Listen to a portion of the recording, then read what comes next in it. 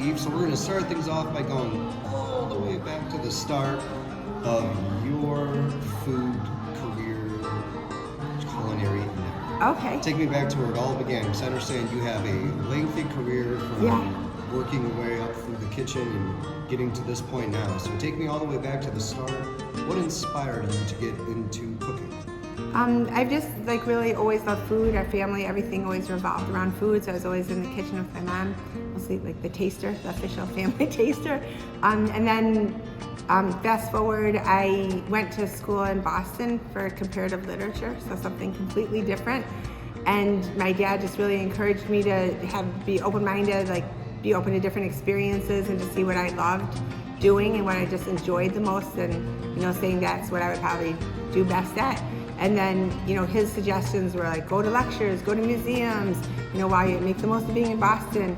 And for me, I went to a Red Sox game and just had the best time with one of my friends, and we got offered jobs as hot dog vendors outside Fenway Park.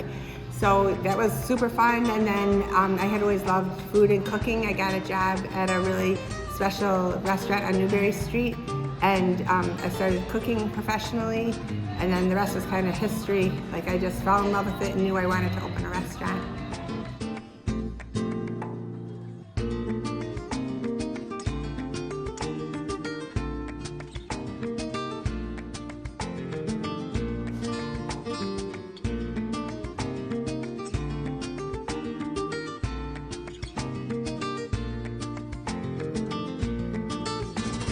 During your time going through the kitchens, and as you continue to grow as a chef, what were some of your favorite parts of that, in terms of being the chef, designing dishes, and how did that go on to later influence your design for this menu and its inspiration?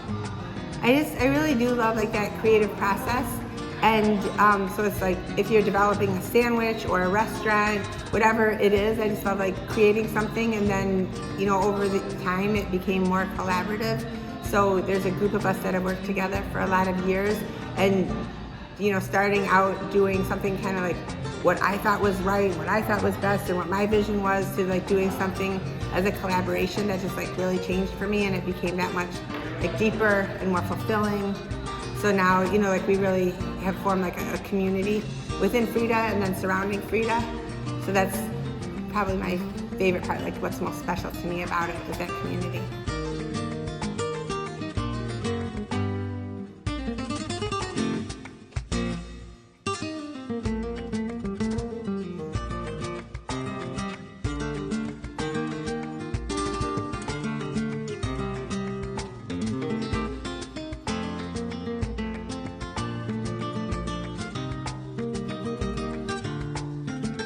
How did you decide collaboratively? This is what we're going to do, this is what we're going to make. Where did the idea come from, being because most people think Cuban cuisine, they're going to think, oh, Cubano. Yeah. But you wanted to bring something different. Yeah, I had spent a lot of time in Miami growing up. My grandmother lived there.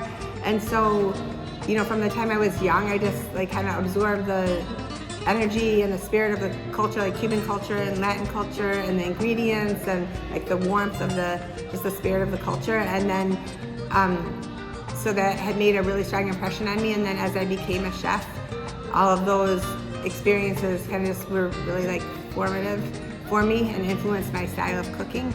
So I had the idea for Frita Batidos many years prior to opening. And even before I opened our first restaurant called Eve, I always had this vision for opening Frita Batidos from way, way back in the day, and then finally happened.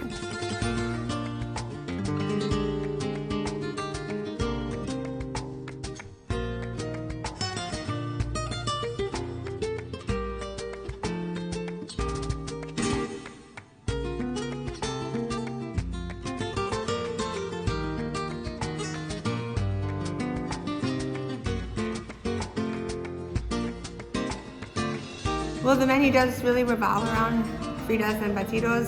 So Fritas are traditionally a Cuban-style burger made of chorizo, with shoestring fries on top on an egg bun.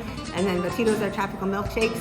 But this is just really my style and interpretation and things that don't exist, in the traditional Cuban menus or culture, like a whitefish Frita from the Great Lakes, and beef Frita, chicken Frita, black bean Frita, and then a lot of other dishes that have kind of grown from there. And it's really just my own style of cooking, and also I went to school in France, so that really influenced me also. So kind of the foundation is really like French philosophy of cooking and the slow food movement, and then the experiences I had growing up and spending time in Miami, and just like comes together.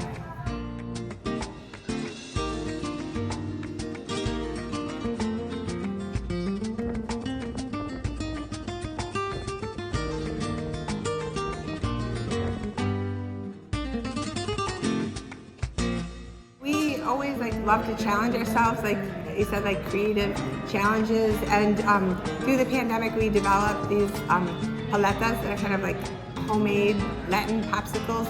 Just like instead of just sugar and ice, they're just really bursting with flavor. Whether it's like the chocolate that we love, fresh citrus and coconut and mango and all different flavors, but just want to surprise people with how natural and flavorful they are.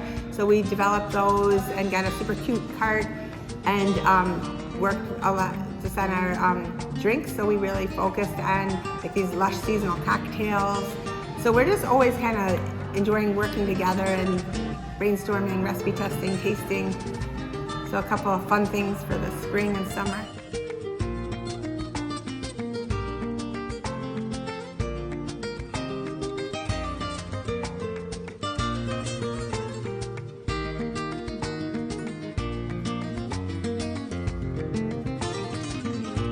Being a chef, for me, it's like channeling the way my mom took care of me, to be honest.